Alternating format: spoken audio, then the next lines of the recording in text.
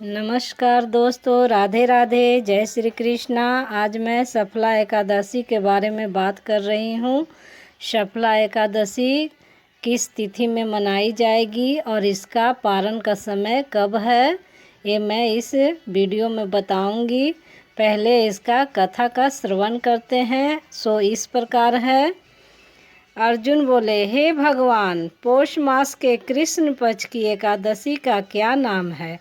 उस दिन कौन से देवता की पूजा होती है और उसकी विधि क्या है? यह सब आप मुझे विस्तार पूर्वक समझाइए। श्री कृष्ण भगवान बोले, हे अर्जुन, प्रेम के कारण मैं तुम्हारे प्रश्नों का विस्तार सहित उत्तर देता हूँ।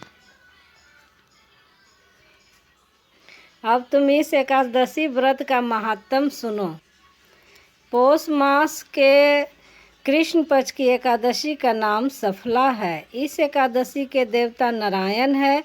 इस एकादशी को पहले लिखी विधि के अनुसार व्रत करना चाहिए और नारायण जी की सफलता नाम की एकादशी में मुझे ऋतु के अनुरूप अनुकूल फल अर्पण करें। मनुष्य को 5 सहस्त्र साल तपस्या करने से जिस पुण्य का फल मिलता है, वह पुण्य भक्ति पूर्वक रात्रि जागरण सहित सफला एकादशी का व्रत करने से मिलता है। हे अर्जुन, अब तुम सफला एकादशी की कथा ध्यान पूर्वक सुनिए।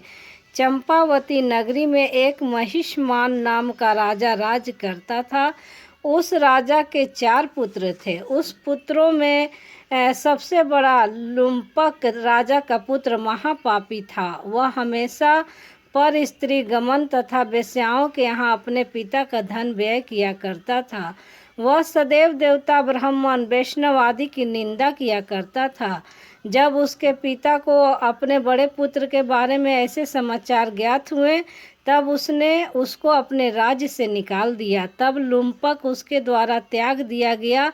तब वह सोचने लगा कि अब मैं क्या करूं, कहाँ जाऊं। अंत में उसने रात्रि को पिता की नगरी में चोरी करने की ठानी। वह दिन में रहने लगा और रात को अपने पिता की नगरी में जाकर चोरी तथा अन्य बुरे कर्म करने लगा। रात्रि में वह जाकर नगर के निवासियों को मारता तथा कष्ट देता। कुछ दिनों में संपूर्ण नगरी को समाप्त कर दिया।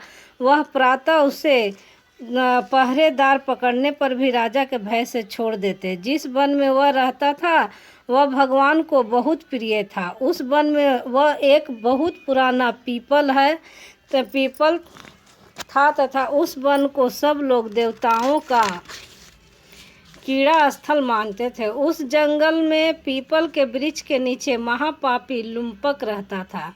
कुछ दिन के बाद पौष माह के कृष्ण पक्ष की 10वीं के दिन वह वस्त्रहीन होने के कारण शीत के मारे मूर्छित हो गया। शीत के कारण वह रात्रि को न सो सका और न उसके हाथ पैर जकड़ गए। उस दिन वह रात्रि बड़ी कठिनता से बीती, परंतु सूर्य नारायण के उदय होने पर भी उसकी मूर्छा न गई। सफला एकादशी के मध्याह्न तक वह दुराचारी मूर्छित ही रहा। जब सूर्य की गर्मी से उसे कुछ गर्मी मिली, तब उसे होश आया। अब अपने स्थान से उठकर गिरते पड़ते वन में भोजन की खोज में चल पड़ा। उस दिन वह जीवों को मारने में असमर्थ था, इसलिए जमीन पर गिरे हुए फलों को लेकर पीपल के वृक्ष के नीचे आया। तब तक सूर्य भगवान अस्तांचल को प्रस्थान हो गए। उसने उस फूलों को पीपल की जड़ के पास रख दिया और कहने लगा कि हे भगवान, फलों से आप ही तृप्त होवे। ऐसा कहकर वह रोने लगा और रात्रि को उसे नींद न आई। उस महापापी के इस व्रत का तथा रात्रि जागरण से भगवान अत्यंत प्रसन्न हुए और उसके समस्त पाप नष्ट हो गए।